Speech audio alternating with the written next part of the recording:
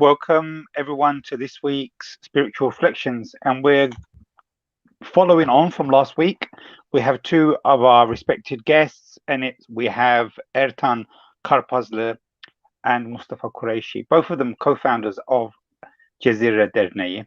And also, Ertan Karpazlı is a well-known British-born Turkish Cypriot international journalist, and Mustafa Kureyşi, historian and researcher.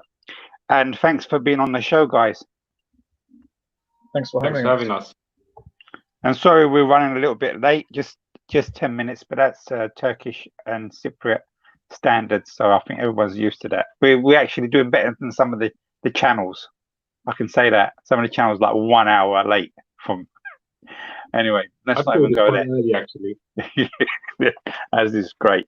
So yeah, we were discussing last week, and it was a really, really good show about what Cezire Association is. In Turkish, Cezire Derneği. And Ertan, I'd like to lead on with you to this week. Can you explain some of the past and future projects of the association or organization? What kind of projects have you done?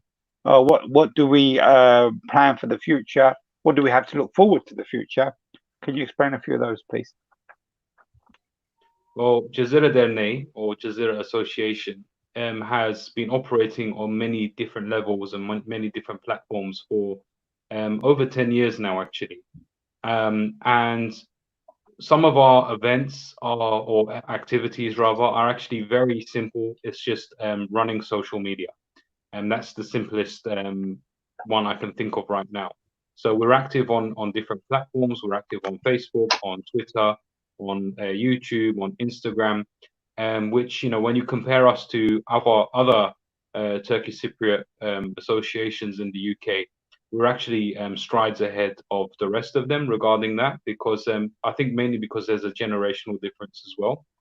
We are guys who grew up with social media, who grew up with the internet, so we have an advantage there in terms of our other groups.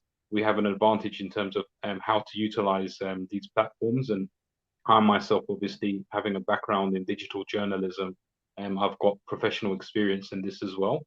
So we are very active on these platforms, and a lot of our knowledge and research and everything we do is well advertised on the internet.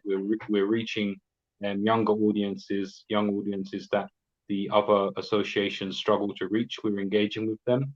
We're bringing in people who wouldn't necessarily have the opportunity to engage with the Turkish Cypriot community, and we're educating them by putting things, information onto platforms, into places where they can easily reach and gain access to. So that's us operating on a minimal level. So even when we are in our least active months or weeks, we're at least doing that, and we're at least engaging with the community on that level. But in a more traditional sense, we do also organize conferences, seminars, and events where we actually get people together into a salon, where we lecture and discuss certain topics of our history or certain topics of our culture. We've done that in the past. A few off the top of my head that I can think of.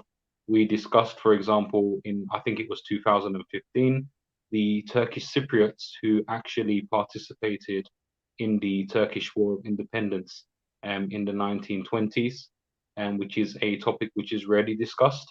Turkish Cypriots actually going abroad to help Turkey in their troubles. We have very recently, before the lockdown, we discussed the Islamic history, pre-Ottoman Islamic history of Cyprus. So we're going back 1,400 years.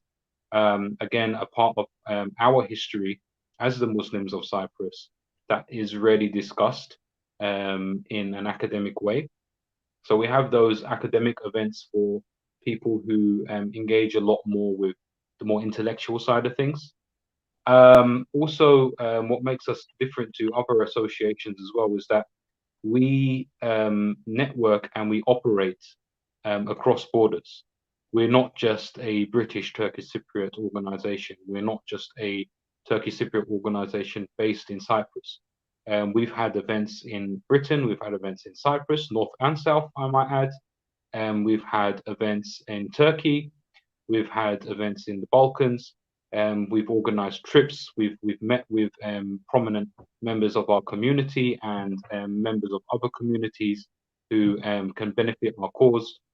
For example, a couple of years ago, Mustafa went to Bosnia, where he met with one of the top imams of Bosnia. I myself, I've been to Western Thrace in Turkey. In Turkish, we call it Batı Trakya, which is the border. It's in Greece, and it's along the Turkish border, and it has a huge native Turkish population who have a lot of similar experiences and cultural similarities with Turkish Cypriots. And we've networked with them. We've networked with the Muslims of Crete, the island of Crete, and the Iraqi Turkmen. We network on a large scale.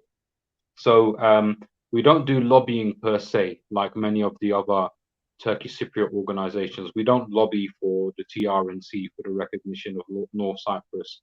There's enough organizations doing that with well-experienced people who know what they're doing, and we feel that it's not necessary for us to step into that field. And they're doing a fine job, and we support them in their efforts. But as an organization, what we are about is, first of all, getting Turkish Cypriots to recognize themselves as a people, as an identity, and getting them to recognize their own history. And at the same time, we're trying to promote Turkish Cypriots to other societies, societies that have a reason to work with us, to a reason to get to know us. We're raising this awareness as well. So in a way, in our own way, we are doing a bit of lobbying as well. And actually, our form of lobbying, you could say, has proven actually to be very effective regarding Turkish Cypriot issues. So one issue I can mention is a campaign that we ran at the beginning of 2020. We also run online campaigns as well to preserve and protect Turkish Cypriot rights and heritage on the island of Cyprus. So some of you may have followed this, but at the beginning of 2020, there is a historic Ottoman mosque in the south of Cyprus, in the city of Larnaca, called the Zuhuri Tekkesi. And this mosque had been earmarked by the Greek Cypriot municipality of Larnaca to be redeveloped, to be gentrified. And within their plans, there was they were going to include restaurants and bars and the like within the compound of the Zuhuri Tekkesi, which for us as Turkish Cypriots, who are the rightful heirs of this heritage site, this was an act of disrespect regarding our places of worship, regarding our history and heritage on the island, regarding our culture, and not to mention the fact that the compound includes a shrine of a famous Muslim, a saint who once lived in Cyprus. And as Turkish Cypriots and as the Muslims of Cyprus today, it's our responsibility, no one else's. First and foremost, the responsibility falls on us to protect this heritage site. Now, the Greek Cypriots, obviously, they weren't aware when they were making these plans. They weren't aware of the sensitivities to the Turkish Cypriot community. They weren't aware of how important this site was. So it was our job to make them aware. And one way we did that was some of the people that we had lobbied with in the past, Turkish Cypriot and non-Turkish Cypriot alike, we mobilized these people to get an effective result in which the Greek Cypriot side actually winded up backing down from their plans to gentrify the area and winded up taking Turkish Cypriot Imam, Shakir Alemdar, who is the Mufti representative in southern Cyprus. They winded up taking him as a consultant, which is actually his job. And through dialogue with him, they decided to gentrify the mosque within respect to its cultural, historic, and religious character. So they weren't going to build bars and restaurants there. In fact, instead, it's going to be refurbished, let's say, along its more how it was traditionally, because obviously the mosque had decayed over a long period of time. And what really helped us in this situation to get the Greek Cypriot municipality of Larnaca to take us seriously, besides our direct efforts to communicate with the municipality, was actually the fact that we opened a petition, a public petition, where we raised awareness about what was happening to this mosque. And lo and behold, I can't remember the exact figure, but I believe it was over 2,000 people in a matter of a week. Over 2,000 people signed this petition. And the way we got 2,000 people around the world to sign this petition was thanks to our previous efforts in 10 years of reaching out to these different communities, and predominantly Muslim communities, but more specifically communities that have similarities to us, communities that understand where we're coming from. So again, the Bosnian community, the Western Thrace Turks, the Cretan Muslims, the Iraqi Turkmens, the Uyghurs of East Turkestan, Xinjiang in China. We had built these relationships over a long period of time. We kept in touch with these people, and we proved that our efforts were not futile. We were able to get these people to support us when necessary. And that was, for me, that was a wonderful experiment. And it went a lot better than I expected. Which goes to show that we have these allies out there, people that are willing to support us as Turkish Cypriots. It's just a matter of how to speak to them, where to find them. And when push comes to shove, I fully believe that if necessary, these people will support us again, the same way that we offer our support and solidarity to them as well. So we operate on that level as well. Not to mention our prime function, which is actually to conduct historical research to protect and preserve our history so that it can be passed on to future generations. And as for future events, we had a number of events in the pipeline, but obviously that got disrupted by the coronavirus. We do have a few more seminars that we are discussing privately among ourselves. So we do plan to repeat certain feats that we achieved with the previous seminar in February, which was held in the TCCA building.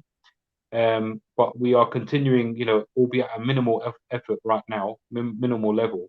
We are continuing to operate on social media. We are continuing to participate in shows such as this one, where we get to talk about Cezire Derneği, its activities, where we get to educate some of the people about their culture, their heritage, and their background. And really, well and truly, 2020 has been a wonderful and fantastic year for us as an association, in that we have stepped up our game to comfort our community during this time where a lot of people have actually had the time to stop and think about, hold on a minute, where do I come from? What do I belong to? Where do I fit in this grand picture? And it's just been absolutely wonderful to be able to be there for these people and answer their questions. And hopefully we can do that throughout this program as well.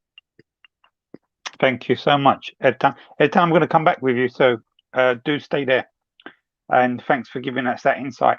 And hopefully you'll will learn more about the new projects through your social media, through Cezire Association's Facebook page. Also, it's on Instagram, Twitter, and they do also have a website.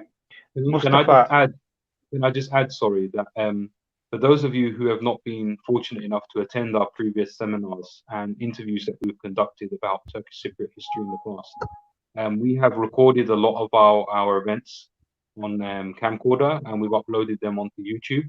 So go to Cezire Derneği's YouTube channel. You'll find a wide range of material in English and Turkish there to kind of catch up on our work and maybe learn a bit about yourself and your heritage. Thank you. Definitely. And maybe we could do the seminar again, a live seminar maybe this time. Think about it, guys. Might be good, and then people can interact as well. You probably get a lot of people watching and people asking questions as well. So we're now 25 past 6 o'clock, and we are going over to Mustafa Kureyşi.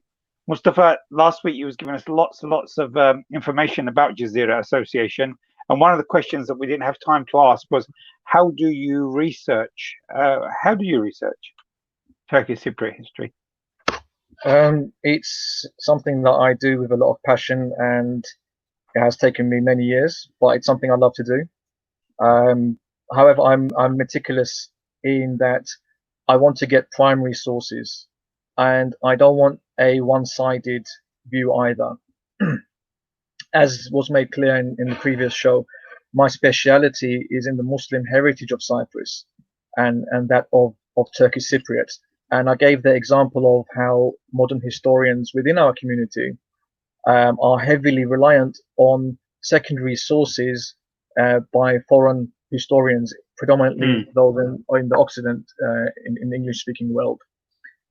So what I do, I have taken the effort to learn things like Ottoman Turkish and find primary sources. So what I do is, I mean, Ottoman sources aren't easy to find, but I can give you an example of how I actually go through my research. Please. So here is an extract from Turkish Islamic, and as you can see, there is the Ottoman writing on there, and I pencil the Latin equivalent just above the transcription. Wow. Yeah, so I have to go one by one, transcribing the Arabic Turkish, the Ottoman Turkish text to Latin Turkish text, and naturally there'll be words on there which I'm not familiar with. In which case, I'll use this brick of a book, which is very good. I recommend it for any historians who speak English as fluently. It's Red House. Red House. It's a Red House. Türkçe Osmanlıca İngilizce. Very good. It's helped me a lot. So that's my key to finding primary sources from the Ottoman texts. But as well as that, because I go into the 1400-year history, there's also a lot of Arabic text as well, which I have to go through. I'll just give you an example of how I go through it. So for those who were present at our seminar, The Precursors of the Turks in Cyprus, which is also on our YouTube channel, there was a section on the Mamluk era in Cyprus, and this was one of the sources which I used, As-Suluk. And what I do is, this is actually from the original. It's a primary source. The historian is a Mamluk historian. Wow. And then I just put the English there for my reference. Oh wow. So primary sources are really important for me. I also have prior to Ottoman Turkish, there was the Karamanids. They were a Turkish state, a Muslim Turkish state, which was in the south of Anatolia, and there's a historian called Shikari. Yeah. And that's his work there. This is original Karamanid Turkish, yeah. And below that, I have typed the Latin transcript, just so I can read it with ease as well. So that's Turkish and Ottoman Turkish, Turkish and Karamanid Turkish. The Arabic sources, I also use like Ibn Kathir, Balazuri, the Hadith corpuses, Sahih Muslim, Sahih Bukhari as well, because there's a prediction by the Prophet regarding the opening of Cyprus. I also try and be fair as well, because often, particularly with old texts, there is a tendency for all sources to exaggerate claims as well, and there may be a bias as well.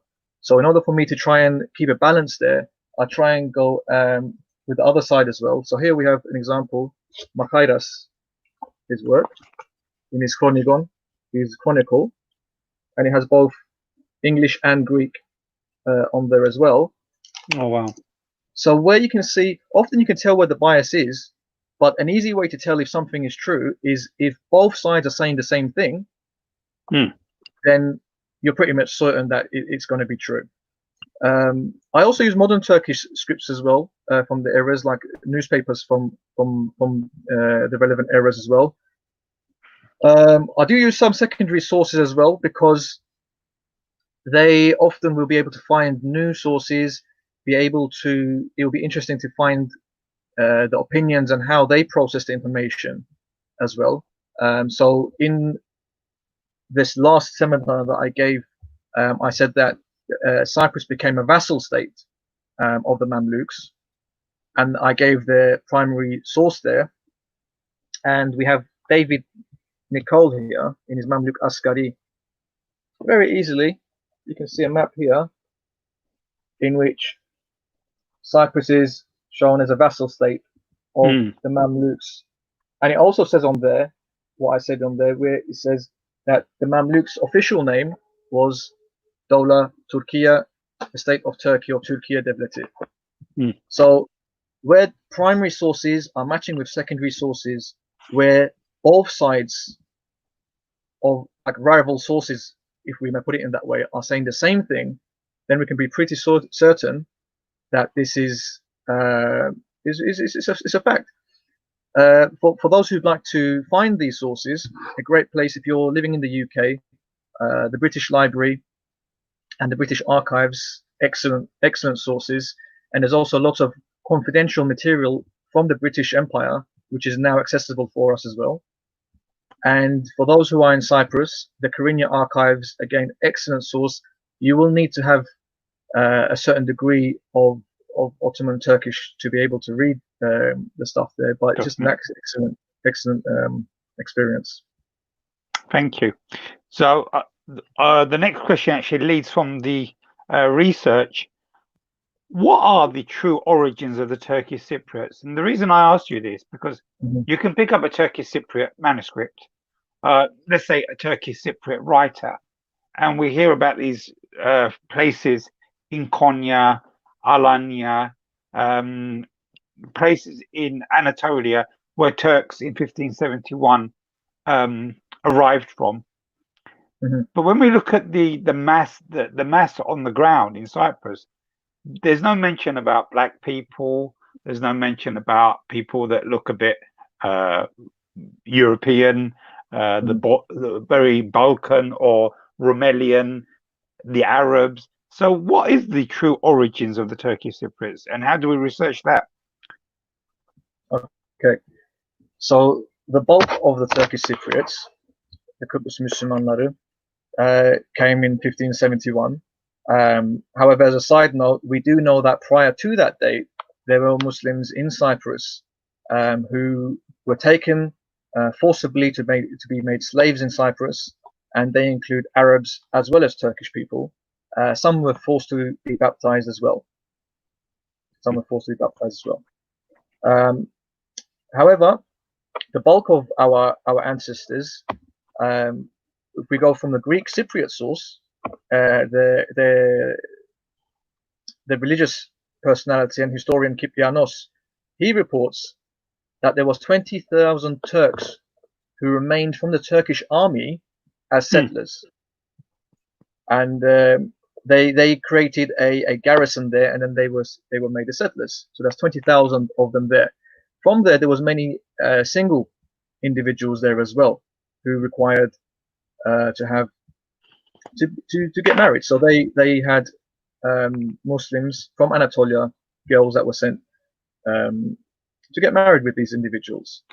To further support this growth, Sultan Selim II, he gave a royal decree, a ferman, that Muslim families from Asia Minor, Anatolia, with the necessary skill set, were to be moved to Cyprus. And the aim for this was to aid the local economy and to have a loyal presence in the new territory. Now, it's worth mentioning that there was also Greek Cypriots who had left Cyprus prior to the Ottoman opening of Cyprus because of the Latin oppression of the Orthodox people. They were allowed to return. And so were other Greeks sent from Anatolia as well. We have the example, who was architect now? Mimar Sinan. Mimar Sinan was of Greek stock, and he had become he was raised as a Muslim. However, his family was still Christian Greek Orthodox, and they were also going to be sent. And Mimar Sinan requested that they were not to be forcefully sent to Cyprus as well. However, the Christian element here, when we're talking about our ancestors, are not relevant in this response here. So that was just a side note there. The Muslim ancestors were mainly of Turkish stock, Turkmen, Yuruk people, and many of them, as I mentioned in the Ferman, were sent, and there was a bulk of families transferred in 1572, and this is from the source from the Başbakanlık Arşivi in the Turkish Republic. The reference is Mevkufat Defteri numara 2551, page 120. And they go from Beyşehir, there was 262 families.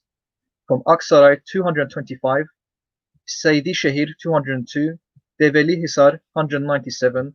Endügi, 145. Niğde, 130. Akşehir, 130. Koçhisar, 88. İshaklı, 87. Bor, 69. Ürgüp, 64. Ilgın, 48, which was a total of 1,689 families. So there is truth to the sources which say that the bulk of the Turkish Cypriots came from Turkish Muslim stock. Now you mentioned something interesting, that you see black people, you see people that look like me, you see people with fair skin, blue eyes, and they're all in this plethora that we categorize as Turkish Cypriot. The reason for that is that the migration to Cyprus didn't stop in 1572. It continued. It was part of one country.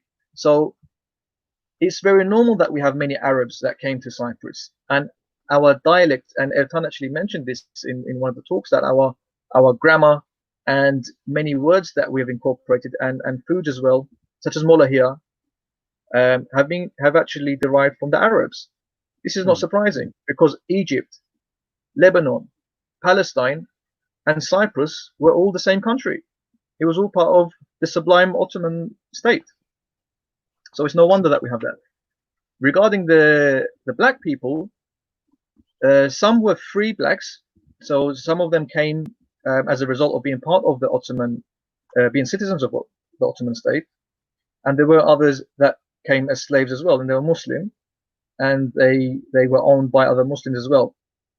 However, it's worth noting that it was not only black people who were taken as slaves as well. There were also white slaves who came into that community of Muslim Cypriots.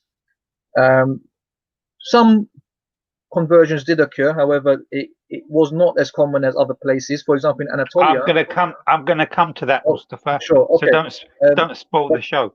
That's gonna be my next question to you. So, but to clarify, although we have additions of other communities, some of which are very obviously not of Anatolian stock, the Turkish spoken, and Louis Salvatore in 1873, when he visited Cyprus, he recorded that, and I quote, "The language of the Turks in Cyprus is very pure.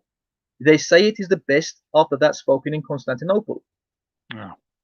In 1896, in Kamusul Alam, it says in the Ottoman Turkish, ahalisinin sülüsani Hristiyan ve bir sülüsü İslam olup, Hristiyanları ekseriyet üzere Rum ve Müslümanları Türktür. Binaen aleyh Cezire'de iki lisan söylenir. Rumlarında çoğu Türkçe ve Müslümanların bazısı Rumca bilirler. And in English, that means the population is 2/3 Christian and 1/3 Muslim. The Christians are mostly Greek, and the Muslims are Turks. Notice here, he says the Christians are mostly Greek, but when it comes to Turks, he says, and the Muslims are Turks. Furthermore, 2 languages are spoken on the island. Most of the Greeks can speak Turkish, and some of the Muslims know Greek. So when we look at who the Turkish Cypriots are, we cannot look at it from the lens of how our grandparents were, or how the Turkish Cypriots transformed during the British era. Because prior to that, in the Ottoman era, Greek wasn't commonly spoken by Turkish Cypriots, and the Turkish Cypriot dialect wasn't that influenced by Greek, as evidenced by both a Christian source and by Turkish source as well. So from that alone, for example, if someone wanted to learn English, would they want to come to an English land, or would they want to go to Scotland or Wales or Ireland? Precisely. People who were forced to learn English Rather, you'd go to the actual people where they speak the pure and with the accent and the dialect which is pure. And in this case, we can tell that although we had additions to our people, there's no doubt in that, and it's something that I love and I'm proud of, the bulk of the people and the dominant culture and language was Turkish. Yeah, exactly. It looks like. Okay, before we go on to our next question, and then I want to go to Ertan before we close. You mentioned that 20,000 soldiers were left on the island after the conquest, and that's also clarified by Greek sources as well. Is that correct, Mustafa? Sorry, could you repeat the question? You mentioned that 20,000 soldiers. There is a narration that 20,000 Ottoman soldiers were left on the island after 1571, and then they requested for women to be, or families to be sent over to them. Is that correct? Yeah. Is that also from Greek sources as well? That's from Turkish sources regarding the spouses. Okay, so there's an interesting thing here that someone had mentioned to me. So if these are 20,000 soldiers, are these Janissary corps, or are they just normal soldiers as well? Various Janissaries and Sipahi and various. Okay. Okay, thank you. And also you mentioned that before, this was interesting because this will be actually connected to the next question. So some Turks were forcibly baptized. You said that in parts of history or so. Okay, so was there ever any time in our history that the native people of Cyprus were forcibly converted to Islam during the Ottoman conquest? Okay, that's an interesting question. When the Ottomans took Cyprus, the way in which they dealt with various communities were different. Some native indigenous Greek Cypriots were given a whole lot of rights and opportunities which was not available to them during the previous Latin era, in which they oppressed them. And they were under the Zimmi, or often referred to as the Re'aya. Re'aya. So they were provided as Gayri Muslim, as non-Muslims, specific rights which had to be ensured as was ensured by the Sharia, Quran and Hadith. However, the Latins who were there, they were not provided the same rights as the Orthodox people, and that wasn't because of their religious affiliation. It was because it was a political decision, because they were the ruling element in Cyprus, and there was still a threat that the Venetians, who were conspiring to have a Christian union against the Ottomans, could very well come back to Cyprus, and that Christian element hence would be a threat to them. In which case they were offered the opportunity to either leave, and they would be offered safe passage back to their Christian lands, or many of them had to convert and be able to benefit from the rights that were offered to other citizens. But that's after, may I add, after 350 years of Latin suppression of the Orthodox Church. When we go to Cyprus, we notice that churches like Lala Mustafa Pasha, Selimiye Mosque, have a very Gothic, have a very Western look about them. And that's because they were Latin Catholic churches. And because many of these Latins were expelled, these churches were empty. The Greek Orthodox saw the Catholics pretty much as non-Christians. They were like, their churches was not something that they would use. So rather than leave these buildings empty, the Ottomans chose to use this house of God to still serve its purpose, and they were transferred into Muslim places of worship. Regarding forced conversions and such, actually the Greeks and the Turks, there would be, for example, in Lefkoşa, Greeks and Turks would have fine houses. In the Bedesten, which was the Bandabulya of the time, but is known in reference as Suki Sultaniye, the imperial market. There was Turks, Greeks, and Armenians merchants there. The Greek archbishop was perhaps arguably the most powerful man on the island, more powerful than many Muslims. He lived in a palace, The village of, for example, Aradipu had official right to keep pigs, although there was a prohibition to keep pigs in Muslim lands.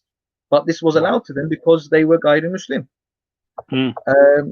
The Ottomans helped redevelop the Orthodox Church, and I'll give you a very good example as well regarding, because that's quite a macro examples I've been giving. I'll give you one regarding a husband and wife. I'll read the transcript I'll read the official as well, simply because so people know that I'm reading from primary sources. Yes, please. It says, oldu ki Mahmiye-i Lefkoşa sakinlerinden Yusuf bin Muhammed nam kimseni Meclis-i Şer'de zevcesi Meryem bint İlyasi nam zimmiye müvacehesinde takriri kelam ve tabir-i anil meram edip zevcesi mezbure Meryem kafire olup dini İslam'a davet eyledip de razıya olmadığı ecilden talak-i selase-i ıtlak eyledim ve bade del yevm benden boş olsun dedik de mezbure Meryem Hatun mutallaka olmayan vakı-ı ül-hal bir talep kayıt olundu. Mouthful there. The translation of it is interesting. Yusuf, son of Muhammad, resident of Nicosia, present at the Sharia court, says before his wife Meryem, daughter of Ilyasi, the Greek, a non-Muslim citizen, my wife Meryem is an infidel. When I invited her to the religion of Islam, she did not agree.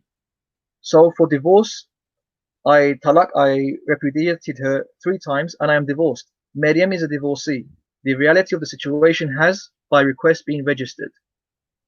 So this is a personal situation here, a domestic situation where the husband has wanted his wife to become a Muslim, and she refused. She refused, and he didn't.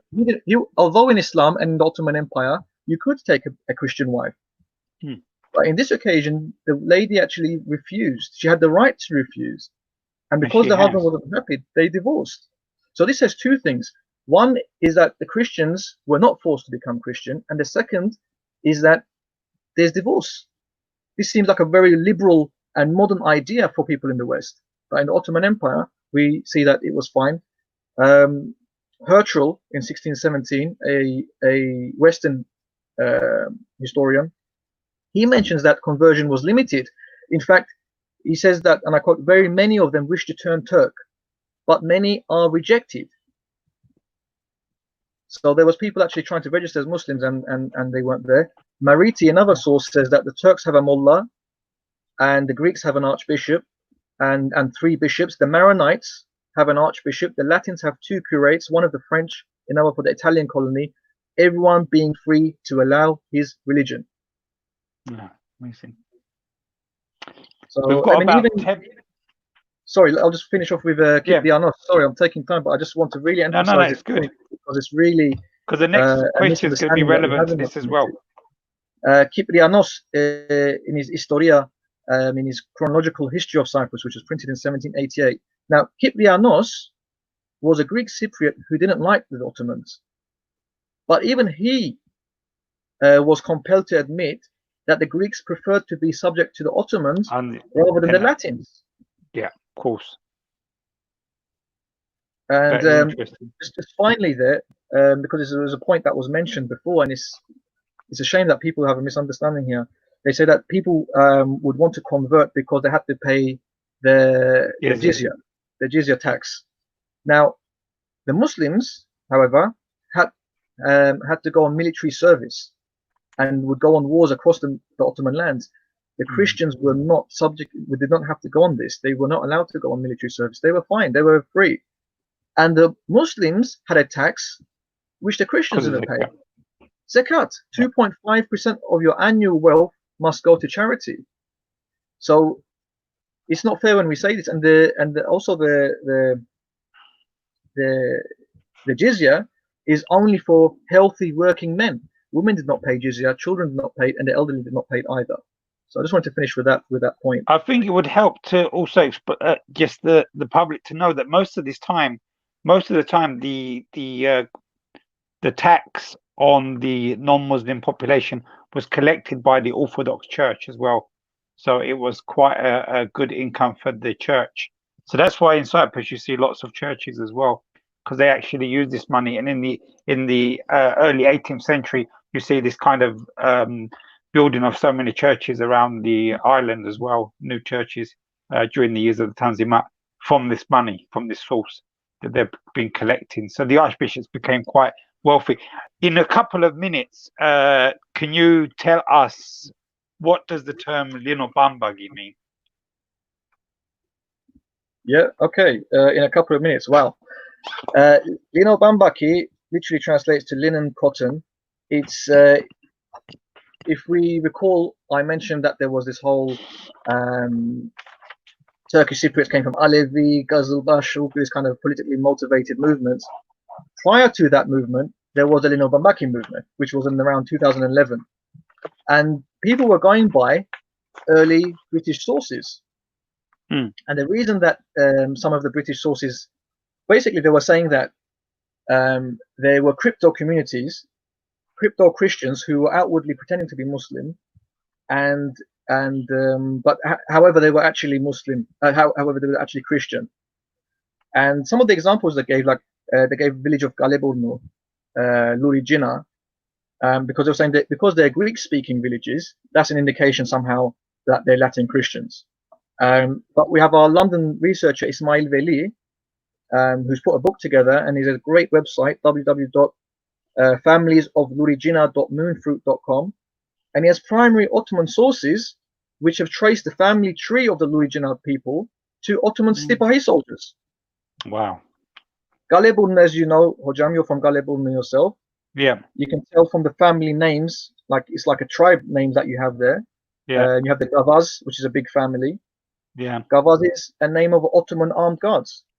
Yeah, you have the Misiri, you have the Misiri family. Egyptian, Bakai, he was an Arab scholar.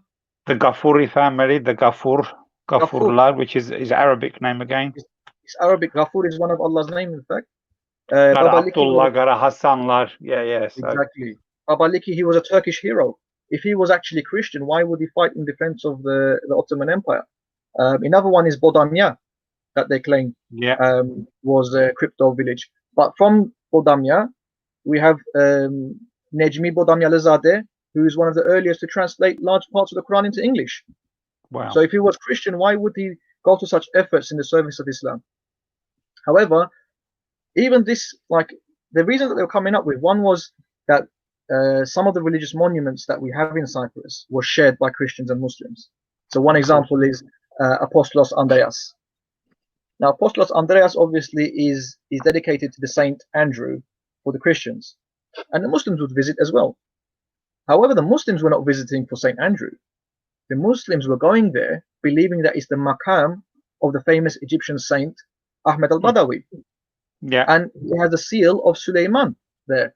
And that symbol was used by the Muslims, not the Christians. Yeah. And the second reason is for this kind of exchange was that the village folk, obviously they could not read or write, so they were susceptible to being influenced by their neighbors' religious practices. So you would have a Christian who would use amulets with verses of the Quran. This doesn't make them Muslim, but they just believed it because that's what they saw. A Muslim would be a godfather of a Christian. This doesn't mean that he apostated. And in fact, further to this, in 1856, there was the punishment for apostasy, irtidad, was abolished. Yeah. And in 1876, there was guaranteed religious freedom in Cyprus. There was a great hero in Cyprus for the Ottomans, K. Lambrio. He's got a Greek name. He was born in Iskele. His mother was Turkish and his father was Greek. But in spite of this, and having a Greek name, he was a proud Turk. And he was a member of the Ittihad ve Terakki. He gave his children Muslim names. And he tried to save the Ottoman soldiers in Famagusta. And with them, he was planning to start a rebellion in Cyprus to return Cyprus back to Ottoman control. And he was caught in Korinya Castle, where he was martyred, and he was buried as a Muslim. So the actual reality actually was debunked in 1957 by the English historian Beckenham. And he says that there was isolated villages in like the Troodos area who would Upon when they had to pay the jizya, they would say, no, we're not going to pay jizya, we're Muslim.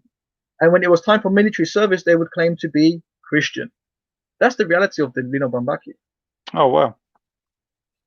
We could actually do a program about this, couldn't we? About conversions and Lino Bambaki. I mean, there's lots of stuff I've just heard now. First time I'm hearing about the gentleman from Iskele. That's something, and he died. He died as a martyr. I'd like to hear more about that. These unknown people, heroes, definitely. Thanks for that information, Mustafa. Just one last question to Ertan before we close, because whoever's watching, you know, it's the semi-finals, I think it is, for the quiz show tonight, which comes in. It starts in a few minutes. Ertan, do you think the community is disconnected from its past, disconnected from its culture and its heritage? And is Cezire bringing people back together? Well, that is definitely the aim of Cezire.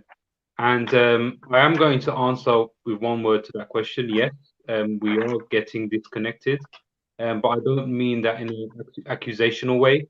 This is just a normal part of our evolution as a community, being that we are now third or fourth generation in this country. Of course, this is going to happen. But as part of Cezire Derneği, part of the Cezire Association, we are just trying to salvage whatever we can of our historic identity and hopefully preserve it for future generations to come. Thank you. Also, I just want to close with this as well. So this is a social media platform. Lots of people watching this here, Cyprus, Greek, Turkish, can be lots of different people. What would you say if a Greek Cypriot person said, well done, guys, for protecting Zuhuri Mosque, but what about our cultural heritage?